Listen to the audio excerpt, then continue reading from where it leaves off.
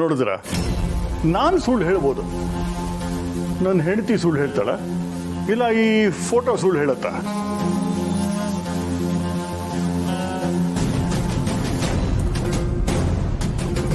ಪೂರ್ಣಿ ನನ್ನ ಮಗಳು ಅಂತ ಎಲ್ಲರೆದುರಿಗೂ ಕನ್ಫರ್ಮ್ ಮಾಡಬೇಕಾಗಿತ್ತು. ಅದಕ್ಕೆ ನನ್ನ ಹೆಂಡತಿ ಬಾಯಿಂದನೇ ಸತ್ಯ ಹೇಳಿಸ್ದೆ.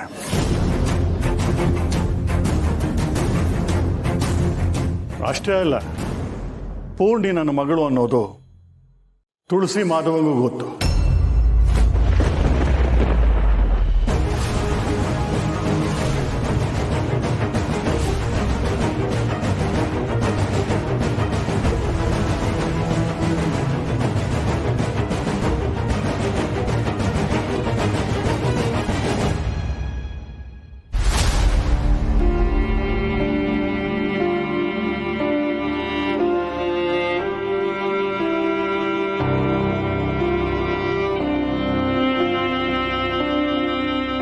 ಮಾವ, ಇವ್ರು ಹೇಳ್ತಿರೋದು ನಿಜನಾ?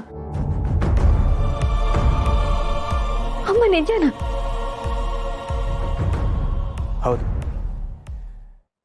ಈ ಮಾತು ನಿಜ.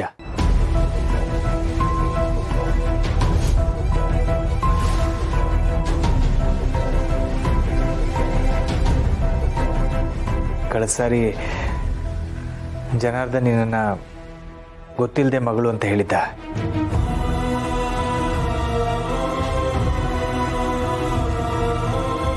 ಆದರೆ ನಿಜವಾಗ್ಲೂ ಇದೇ ಸತ್ಯ. ನೀನು ವನಜಾ ಮತ್ತು ಜನಾರ್ದನ್ ಅವರ ಮೊದಲನೇ ಮಗಳು.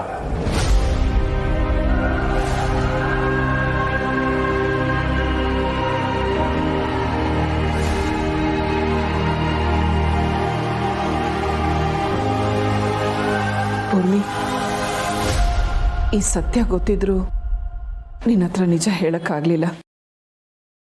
ವನಜ ಅವರೇ ನಿನ್ನ ಹೆತ್ತ ತಾಯಿ.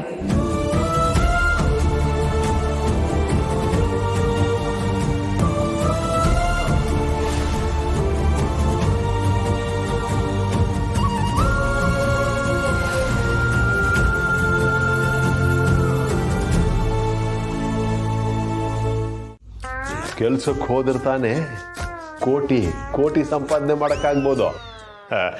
ನೋಡಮ್ಮ, ನಾನು ಇವತ್ತು ಮನೆಗೆ ಬರೋದು ತಡ ಆಗ್ಬೋದು. ನೀನು ತಿನ್ನೋದಿಕ್ಕೆ ಅಂತ ಏನಾದರೂ ಮಾಡಿದರೆ ಒಂದು ಸಣ್ಣ ಡಬ್ಬಿಲೋ ಅಥವಾ ಒಂದು ಕವರಲ್ಲೋ ಹಾಕೊಟ್ಬಿಡು. ನಾನು ಅಲ್ಲಿ ಎಲ್ಲಿ ಕೆಲಸ ಮಾಡ್ತಾ ಇರ್ತೀನೋ ಅಲ್ಲೇ ಟೈಮ್ ಆದಾಗ ತಿನ್ಕೊಂಡ್ಬಿಡ್ತೀನಿ. ವಯಸ್ಸಾಗ್ತಾ ಇದೆಯಲ್ಲಮ್ಮ, ಹೊತ್ತು ಸರಿಯಾಗಿ ತಿಂದರೆ ಆರೋಗ್ಯಕ್ಕೆ ಒಳ್ಳೇದು. ಸರಿ ಅಂಕಿಲ್, ಏನಾದರೂ ಹಾಕ್ಕೊಡ್ತೀನಿ. ಆಮೇಲೆ ಇನ್ನೊಂದು ವಿಷಯ ಅಮ್ಮ, ಇನ್ಮೇಲೆ ಮನೆ ಖರ್ಚಿಗೆ ನೀನು ಸೂತ್ರಾಮ್ ಯೋಚನೆ ಮಾಡಕ್ ಹೋಗ್ಬೇಡ. ನಾನಿದ್ದೀನಿ, ಇನ್ನೊಂದು 15-20 ದಿವಸ ನೋಡ್ತಾ ಇರೋ. ಈ ಮನೆ ನಾನೇ ಕೊಂಡ್ಕೊಂಡ್ಬಿಡ್ತೀನಿ. ಆಮೇಲೆ ಈ ಮನೆಯಲ್ಲಿ ನೀವೆಲ್ಲ ಇದ್ದೀರಲ್ಲ, ನಿಮಗೆಲ್ಲ ಖರ್ಚಿಗೆ ಅಂತ ಒಂದಿಷ್ಟಿಷ್ಟು ಪಾಕೆಟ್ ಮನಿ ಕೊಟ್ಟರು ಕೊಡ್ಬೋದು, ಆಶ್ಚರ್ಯ ಏನಿಲ್ಲ. ಪಾಕೆಟ್ ಮನಿನ ಏನ್ ಹೇಳ್ತಿದ್ದೀರಾ uncle? No no no no, ಹೇಳಲ್ಲ, ಮಾಡಿ ತೋರಿಸ್ತೀನಿ.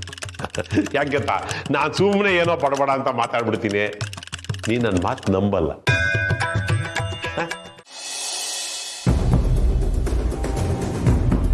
ಏನಮ್ಮ ಹೀಗೆ ಮಾಡ್ತಿದ್ಯಾ? ಸಂತೋಷ ಪಡೋ ಟೈಮ್ನಲ್ಲಿ ಕೋಪ ಮಾಡ್ಕೋತಿದ್ಯಲ್ಲ.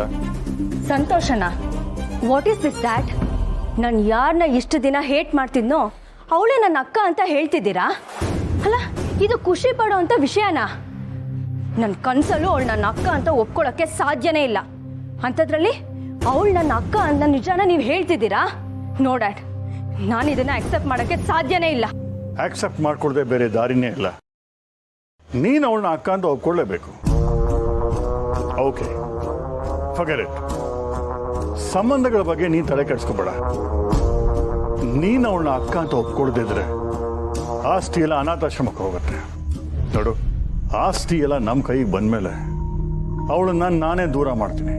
ನೀವೇನೋ ದೂರ ಮಾಡ್ತೀರಾ ಡ್ಯಾಡ್, ಆದ್ರೆ ಅವಳು ಇದೇ ಮನೇಲಿ ಇದ್ಕೊಂಡು ನನ್ನ ತಂಗಿ ಅನ್ಕೊಂಡು, ಇಲ್ಲ, ನನ್ಗಿದನ್ನೆಲ್ಲ ಸಹಿಸ್ಕೊಳಕ್ ಆಗ್ತಿಲ್ಲ ಡ್ಯಾಡ್. ಸಹಿಸ್ಕೊಳ್ಳೇಬೇಕಮ್ಮ. ಅವಳು ಈ ಮನೆ ಅಲ್ಲ, ಯಾವತ್ತೂ ನಿನ್ನ ಕಣ್ಣಿಗೆ ಬೀಳಬಾರ್ದು. ಹಾಗೆ ಮಾಡ್ತೀನಿ. ಮೊದಲು ಆಸ್ತಿ ನಮ್ಮ ಕೈ ಸಿಗಲಿ. ಅರ್ಥ ಮಾಡ್ಕೊ. ನನಗೆ ಎಷ್ಟೆಲ್ಲ ಹಿಂಸೆ ಕೊಟ್ಟರು ಅವರನ್ನು ನಾನು ಹತ್ರ ಸೇರಿಸ್ತೀನ. ಬಿಲೀವ್ ಮೀ ದೀಪು, ಸ್ವಲ್ಪ ದಿನ ಸಹಿಸ್ಕೋ ದೀಪು. ಆಮೇಲೆ ಅವ್ರ ಕಿರಿಕಿರಿ ನಮ್ಗಿರಲ್ಲ. I promise.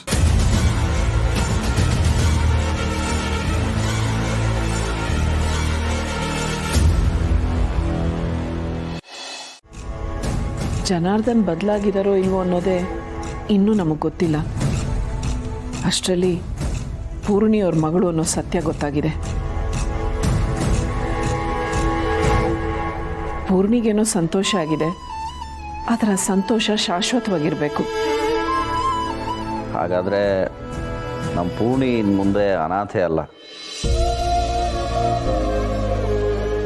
ಇದೊಂಥರ ಮಿರಾಕಲ್ ಅಂತಲೇ ಅನ್ಬೋದು. ಯಾವುದೋ ಕಾರಣಕ್ಕೆ ಹೇಳಿದ ಸುಳ್ಳು ಈಗ ನಿಜ ಆಗ್ತಿದೆ. ದೇವರು ಹೇಗೆಲ್ಲ ನಮ್ಮ ಹತ್ರ ಆಟ ಆಡಿಸ್ತಾನೆ. ಹೌದು ಮಹೇಶ್ ಅವರೇ, ಆಡಿಸ್ತಾ ಇರೋದು ಆ ದೇವರು. ಆದ್ರೆ ಮನುಷ್ಯ ಆಡ್ತಾ ಆಡ್ತಾ ತಾನೇ ಗೆದ್ದೆ ಅನ್ನೋ ಭ್ರಮೇಲಿರ್ತಾನೆ. ಆದ್ರೆ ಕೊನೆಯಲ್ಲಿ ನಿಜವಾಗ್ಲೂ ಗೆಲ್ಲೋದು ಆ ದೇವರು ಮಾತ್ರ.